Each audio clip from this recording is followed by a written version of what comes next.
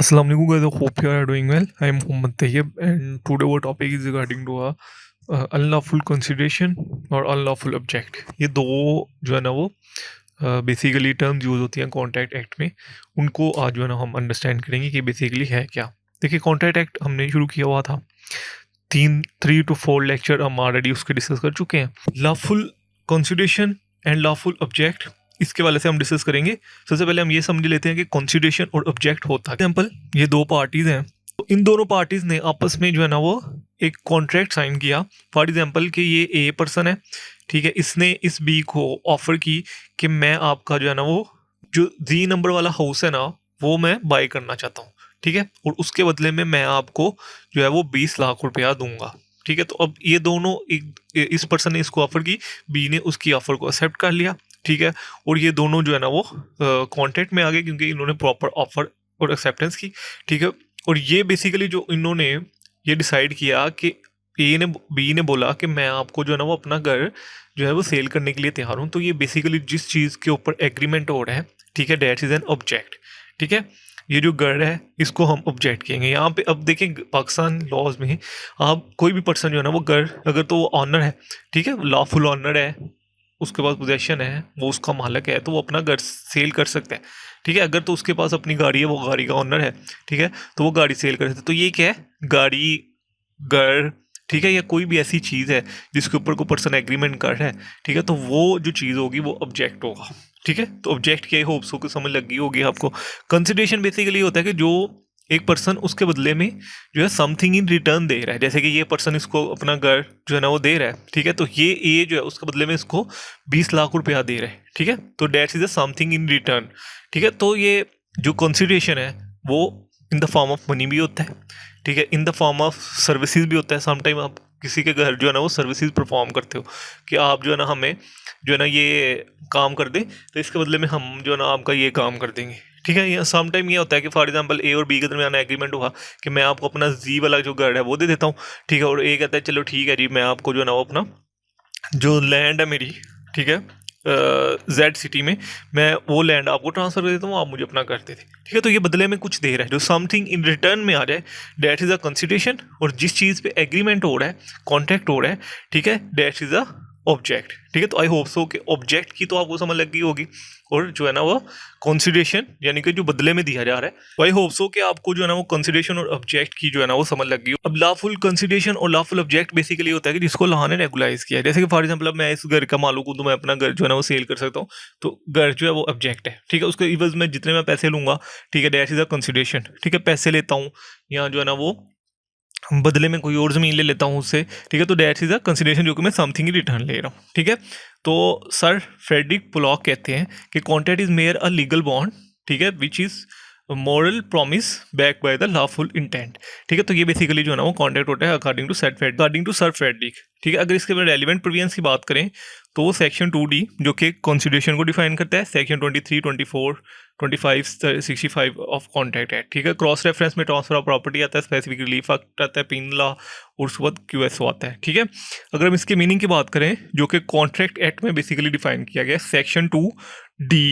ठीक है, सेक्शन 2 और क्लास D में बेसिकली डिफाइन किया गया है कि at the desire of the promisor, the promisee और any other person has done or abstain from doing something, such act or abstinence or promise is called as a consideration, ठीक है. अगर मैं simply consideration को define करूं तो consideration कहते हैं कि समथिंग इन रिटर्न, कि अगर आप किसी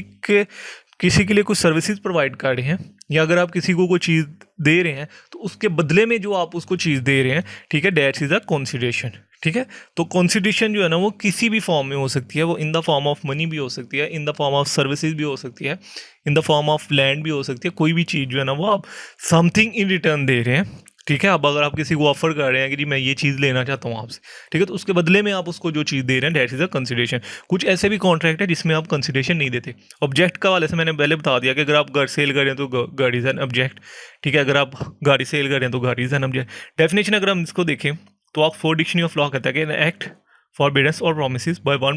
party to a contract that constitute the price for which he buys the promise of the others. वही चीज़ कि अगर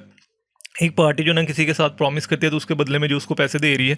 ठीक है, पार्टी, ठीक है, तो that is the consideration. Consideration is the price of which a promise is bought, ठीक है, जिसके बदले में आप प्रॉमिस कर रहे हो, दैट इज द, जो पैसे उसको दे रहे हो, दैट इज द कंसिडरेशन, ठीक है। थॉमस वर्सेस थॉमस केस में जो है ना वो बेसिकली हेल्ड किया गया था, consideration means something which is of some value in the eye of law, ठीक है, समथिंग आप बदले में कुछ दे रहे हो, ठीक है, जिसकी जो है ना वो लॉ में जो है ना वो वैल्यू है, ठीक है, तो दैट्स इज द कंसिडरेशन। अब हम इसके एसेंशियल पढ़ेंगे कि essential of lawful consideration and lawful object, कब जो है ना वो कंसिडरेशन लॉफुल होगी और कब जो है ना ऑब्जेक्ट जो है ना वो लॉफुल होगा, ठीक है। सेक्शन 23 बेसिकली जो कॉन्ट्रैक्ट एक्ट है वो ये कहता है कि अगर कोई एग्रीमेंट जो है वो इन जो है ना वो 6 कैटेगरीज में फॉल करता है, ठीक है, ये जो 6 कैटेगरीज लिखी हैं हमने, अगर तो कोई एग्रीमेंट इन 6 कैटेगरीज में फॉल करता है, ठीक है, तो फिर वो कॉन्ट्रैक्ट नहीं होगा, ठीक है, फिर वो वाइड एग्रीमेंट हो जाएगा। अगर तो वो एग्रीमेंट इन 6 कैटेगरी में फॉल नहीं करता और अपने पूरे जो इंग्रेडिएंट्स है वो फॉलो करता है और एट द एंड इन्फोर्सबिलिटी मिल जाती है उसको, तो वो कॉन्ट्रैक्ट बन जाएगा। अब हम इन 6 जो सिनेरियोज हैं, इन 6 जो सर्कमस्टांसिस हैं, ठीक है, इनको हम जो है ना वो डिटेल से डिस्कस करेंगे, ठीक है। सबसे पहला जो सिनेरियो है वो ये है कि फॉरबिडन बाय लॉ, अगर कोई आप ऐसा कंसिडरेशन या कोई ऐसा ऑब्जेक्ट जो है उसके दरमियान कॉन्ट्रैक्ट करते हो जिसको प्रोहिबिटेड किया स्टैच्यूट ने, ठीक है, या वो कोई क्रिमिनल लॉ है, ठीक है, या वो कोई फिजिकल लॉ है, ठीक है, या कोई जो है ना स्टैच्यूट ने उसको फॉरबिड, स्टैच्यूट कहते हैं लॉ को फॉरबिड किया है, ठीक है, तो that's is a void agreement, ठीक है, वो कॉन्ट्रैक्ट नहीं होगा और वो कॉन्ट्रैक्ट शुरू से ही जो है ना वाइड एंड अब इनिशियो होगा। वाइड एंड अब इनिशियो का मतलब होता है इनिशियली स्टेज पे। फॉरबिडन मीन्स कि देखिए अब लॉ ने फॉरबिड किया है, लॉ ने मना किया है कि आप जो है ना वो पाकिस्तान में है, पाकिस्तान में आप जो है ना वो शराब नहीं बेच सकते, एग्जाम्पल दे रहा हूँ, ठीक है, पाकिस्तान में आप अल्कोहल सेल नहीं कर सकते। अगर कोई पर्सन जो है ना वो अल्कोहल का कॉन्टेक्ट करता है तो that's is the forbidden by law, ठीक है, तो ऐसा एक्ट परफॉर्म, अगर कोई ऐसा एग्रीमेंट करता है, ठीक है, तो वो जो है वो एग्रीमेंट वाइड कंसीडर होगा, ठीक है, वो कॉन्ट्रैक्ट जो है वो वाइड होगा, ठीक है, वाइड एंड अब इनिशियो होगा, यानी कि शुरू स्टेज से ही वो वाइड होगा। उसके बाद defect the provision of any law, अगर किसी लॉ ने उसको मना किया है, ठीक है, अब फॉर एग्जाम्पल मैं ए को अपना घर देता हूँ और बदले में, ठीक है, कंसिडरेशन में उससे जो है ना वो चर्च वगैरह या कोई ऐसी चीज़ लेता हूँ जो लॉ ने मना की है, ठीक है, तो that's is the provision of law, वो भी कॉन्ट्रैक्ट जो है ना वो वाइड एंड अब इनिशियो होगा, ठीक है। ऐसे ही अगर आप किसी ऑब्जेक्ट का किसी के साथ एग्रीमेंट करो, फॉर एग्जांपल मैं किसी को कहता हूँ कि जी आपने मुझे जो है ना वो इतनी इतनी अल्कोहल जो है ना वो सेल करनी है, एग्जाम्पल के तौर पर, ठीक है। अब ये क्या है, जो ऑब्जेक्ट वो मुझे सेल कर रहा है, जिसके ऊपर मेरा उसके साथ एग्रीमेंट हो रहा है, ठीक है, वो जो ऑब्जेक्ट है वो अनलॉफुल है, ठीक है, पाकिस्तान में ये चीज़ें बैन है, तो मैं कभी भी उसकी इन्फोर्सबिलिटी के लिए कोर्ट में नहीं जा सकता, सही है, कोर्ट मुझे वहीं से बोलेगी कि भाई you didn't come to a court with the clean hand, ठीक है, तो सबसे पहले जो है ना वो अपने हाथ साफ करके आए, तो फिर आके यहाँ से रेमेडी लीजिएगा, तो कोर्ट जो है ना उसको इन्फोर्स नहीं करवाएगी। तो ये बेसिकली प्रोविजन, अगर कोई ऐसी चीज़ है जो कि against the provision of law है। अगर तो आपने कोई फ्रॉड कमिट की है, फॉर एग्जांपल मैंने जो है ना अपना घर जो है वो उसको दिखाया जो कि ए घर था, ठीक है, वेल फर्निश, बहुत खूबसूरत, ठीक है, और उसका मैंने उसके साथ जो है ना वो ये फिक्स किया कि मैं इसको 75 लाख में जो है ना वो सेल करूँगा, ठीक है। जो बायर था उसने वो घर देखा, उसको पसंद आया और उसने मेरे साथ जो है ना वो एग्रीमेंट कर लिया, ठीक है, लेकिन मैंने जो उसके साथ फ्रॉड कमिट किया कि मैंने उसको घर को ही और दिखाया, ठीक है, लेकिन उसको सेल कुछ और किया, यानी कि जब वो मैंने ऑनरशिप ट्रांसफ़र की तो मैंने ए की बजाय सी जो घर था उसकी ऑनरशिप उसके साथ ट्रांसफ़र कर दी। तो ये बेसिकली क्या था, ये फ्रॉडुलेंटली एक्ट था कि यानी इसमें जो ऑब्जेक्ट था, ठीक है, उसको मैंने फ्रॉडुलेंटली सेल किया, सही है। या अगर कोई कंसिडरेशन मुझे देता है किसी भी चीज़ की, फॉर एग्जांपल घर सेल कर रहा हूँ और वो मुझे जो है ना वो कोई ऐसी कंसिडरेशन बदले में कोई ऐसी चीज़ देता है जो कि मेरे साथ फ्रॉड कमिट करता है। देखिए फ्रॉड और मिसरिप्रेजेंटेशन में ये डिफरेंस होता है कि आप जो है ना वो कंसील करते हो कोई भी फैक्ट जिसका आपको नॉलेज है। जैसे कि फॉर एग्जांपल मुझे नॉलेज है कि मेरी गाड़ी जो है ना वो सही नहीं है, ठीक है, एक 1000 किलोमीटर मैक्सिमम करने के बाद जो है ना वो चलती नहीं है, ठीक है। अब ये चीज़ मैं जानता हूँ, जो इसको बाय करने आया वो नहीं जानता, ठीक है, तो जो मैं उससे ये चीज़ छुपाऊंगा तो मैंने उसके साथ जो है ना फ्रॉड कमिट किया है, ठीक है। इसमें बेसिकली जो है ना वो एक केस ला है, वो लिख लीजिएगा 2023 CLC 1808 कोयटा हाई कोर्ट का है बेसिकली कि अगर कोई एग्रीमेंट जो कि selling of public office post है, कि यहाँ पे एक 2 पर्सन का आपस में जो है ना वो एग्रीमेंट हुआ था कि आप जो है ना हमें ज़मीन दें, हम आपको जो है ना वो पब्लिक ऑफिस की पोस्ट जो है ना दे देंगे, ठीक है। तो ये बेसिकली एग्रीमेंट हुआ था, लेकिन जिस पर्सन ने पोस्ट का वादा किया था वो पर्सन बाद में मुकर गया, ठीक है। तो दूसरे पर्सन जिसने उसको पैसे दिए थे उसने कोर्ट में सू कर दिया, तो कोर्ट ने बोला कि आपने जो एग्रीमेंट किया था वो इलीगल है, ठीक है, वाइड है, shall not be create any right, और कोई राइट नहीं क्रिएट कर रहा, ठीक है, चूंकि वो इलीगल कॉन्ट्रैक्ट है तो उसको इन्फोर्स नहीं किया जा सकता, ठीक है। जब लीगली कॉन्ट्रैक्ट होगा तो वही उसको जो है ना इन्फोर्स करेगी कोर्ट। उसके बाद जो है ना फोर्थ जो इसका बेसिकली इंग्रेडिएंट्स है वो ये है कि इम्प्लाइज इंजरी बाय पर्सन और अ प्रॉपर्टी, कि आपके कॉन्ट्रैक्ट में कोई ऐसी टर्म्स और कंडीशन नहीं होनी चाहिए जिससे किसी पर्सन की प्रॉपर्टी या पर्सन की रेपुटेशन या उसकी इकोनॉमी या फिजिकल जो है ना हेल्थ को जो है ना नुकसान हो रहा है। यानी कि अगर मैं किसी के साथ कोई एग्रीमेंट करता हूँ जिसमें मैं ये कहता हूँ कि जी मैं इस पर्सन के अगेंस्ट जो है ना वो डेफामेटरी रिमार्क्स जो है ना वो पब्लिश करूंगा अपने सोशल मीडिया पे, जिससे इस पर्सन की जो है ना रेपुटेशन खत्म हो जाएगी, ठीक है। अब मैं किसी के साथ एग्रीमेंट कर रहा हूँ और बदले में उससे पैसे ले रहा हूँ, ठीक है, तो ये एग्रीमेंट जो है वो वाइड एब इशू होगा, ठीक है, और ये एक वाइड कॉन्ट्रैक्ट होगा, ठीक है। कल को कोई पर्सन इसको इन्फोर्स नहीं करवा सकता, यानी कि अगर मैं उससे पैसे लेने के बाद मुकर जाता हूँ कि भाई मैं तो नहीं करूँगा डेफामेशन, ठीक है, तो वो कोर्ट से इन्फोर्स नहीं करवा सकता, क्योंकि बेसिकली ये एग्रीमेंट जो है वो वाइड एंड अब इशू है, ठीक है। उसके बाद इमोरल कंसिडरेशन और ऑब्जेक्ट, अगर कोई ऐसी चीज़ जो है वो कॉन्ट्रैक्ट में आप रख रहे हैं कि जो कि इमोरल है, ठीक है, या वो इमोरल कंसिडरेशन है या कोई ऑब्जेक्ट है, जैसे कि करप्शन, ठीक है, आप कह रहे हैं कि जी मैं करप्शन करूंगा, ठीक है, और जो भी पैसे आएंगे, फॉर एग्जाम्पल मैं और बी के साथ जो है ना वो एग्रीमेंट कर लेते हैं हम कि जी हम जो है ना वो मिल के करप्शन करेंगे, जो भी पैसे आएंगे वो आधे आधे कर लेंगे, ठीक है। कल को क्या होता है कि 20 सारे पैसे लेके भाग जाता है, तो अब मैं कोर्ट में सू नहीं कर सकता, ठीक है। जैसे कि 2 लोग चोरी करने जाते हैं, ठीक है, और चोरी करने के बाद एक जो पर्सन है वो सारे पैसे लेके भाग जाता है, तो दूसरा पर्सन है वो कोर्ट में सू नहीं कर सकता कि जी हमारे जो है ना वो आपस में जो है ना एग्रीमेंट हुआ था, तो अब इससे मुझे पैसे निकलवा के दे, ठीक है। उसके बाद जो है ना वो अगर कोई ऐसा आपने एग्रीमेंट किया है जो कि पब्लिक पॉलिसी के अगेंस्ट है, जैसे कि injury to a public welfare, corrupt practices, ठीक है, जस्टिस में इनफेयर करना, प्रमोट इमोरलिटी, ठीक है, लॉफुल ट्रेड्स, और जो मैरिज है, ठीक है, उससे रोकना। यानी कि फॉर एग्जाम्पल मैं किसी के साथ जो है ना वो एग्रीमेंट करता हूँ कि आप जो है ना वो 50 साल या 60 साल तक शादी नहीं करेंगे, तो मैं आपको ये घर जो है ना वो गिफ्ट में दे दूंगा, ठीक है। अब यहाँ पे जो मैं उसके साथ एग्रीमेंट कर रहा हूँ वो मैं उसको रोक रहा हूँ